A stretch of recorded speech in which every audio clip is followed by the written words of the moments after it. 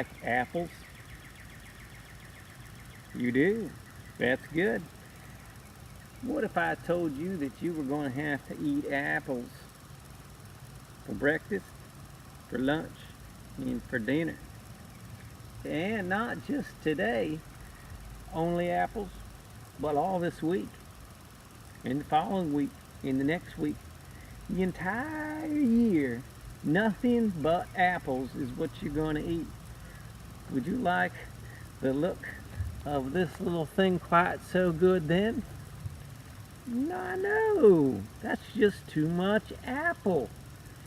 Now, I'm studying this ground right here. What do you think the critters that live in this soil are going to eat? What's on this ground? Well, I see soybeans. Little soybean plants.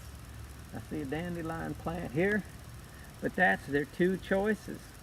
Soybeans, maybe an occasional weed. They're going to have to eat soybeans for the next year.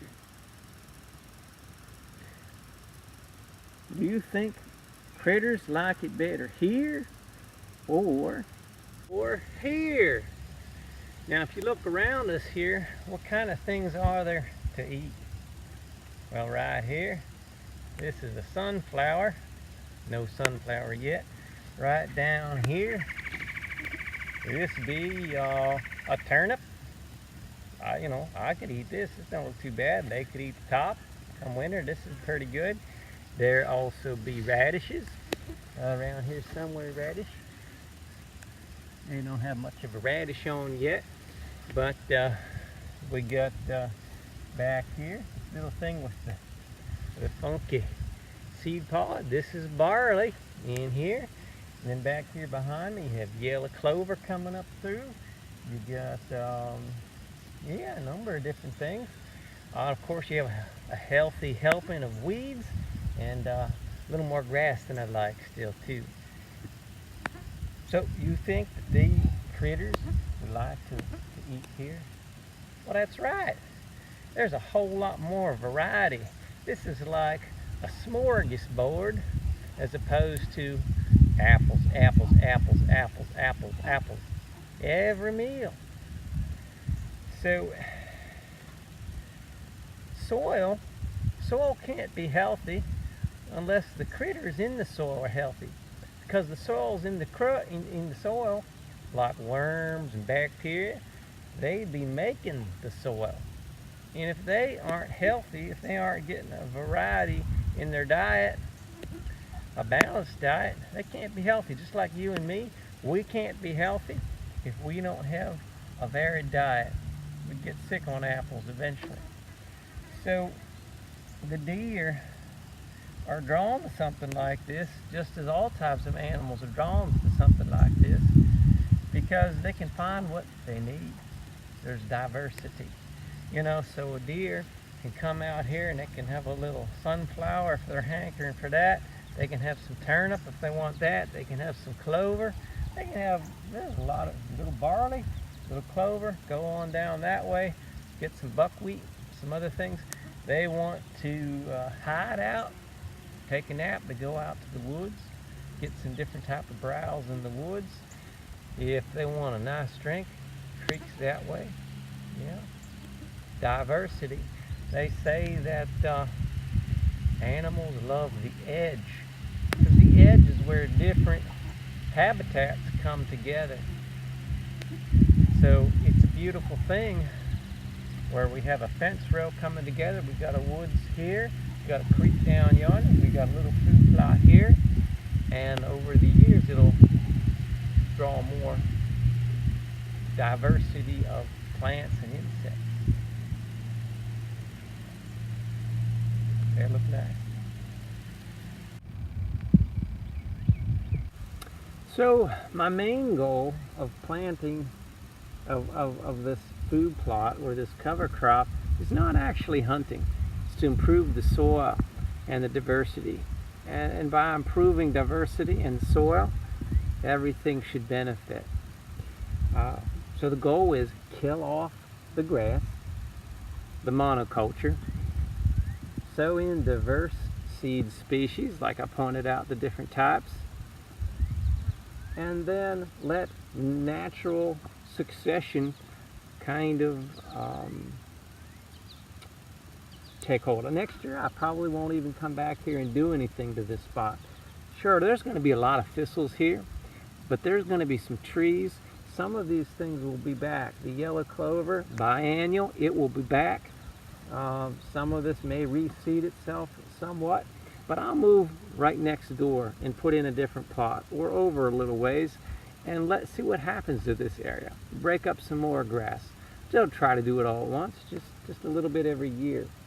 Now, a lot of people, when they do food plots, they do a big square, big rectangle, just kind of sitting out there. I prefer, since I'm not plowing it up, I'm just spraying the grass, killing it off, and I can go any kind of pattern I want. So why not get creative with the pattern?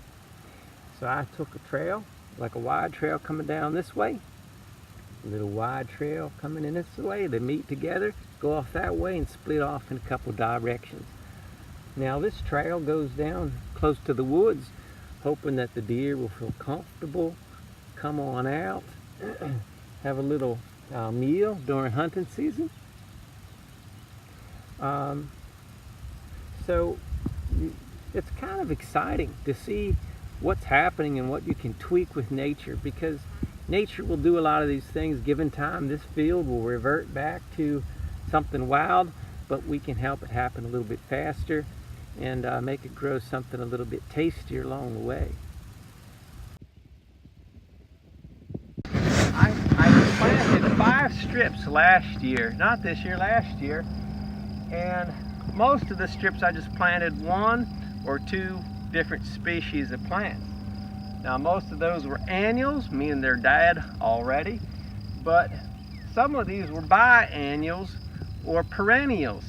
Now if you look at the tall yellow here and the tall yellow here, that is a sweet clover, specifically yellow clover. It's a biennial. It starts a little bit the first year, and the second year it takes off and gets nice and high. Now I got particularly interested in this row here. Is really tall. If you come over here, look at how tall this is. Some of it's almost as tall as me. It's like over my shoulders, tickling my ears. You come over here, it's pretty tall too, some of the tallest ones, but we're talking underneath your shoulders, maybe more tickling my belly button. So this is a lot more lush and dense. What did I do different? This one's like so much bigger and better. There's only 2 things I did different. With this row, I sowed in multiple species, mixed cover crops, and I threw it out in like a seed ball form. But I think the reason is that it was in with other plants. And those plants, they act like different fertilizers, and they put out different nutrients into the soil. So they help each other. Whereas these just had no help. They didn't have any other plants feeding them.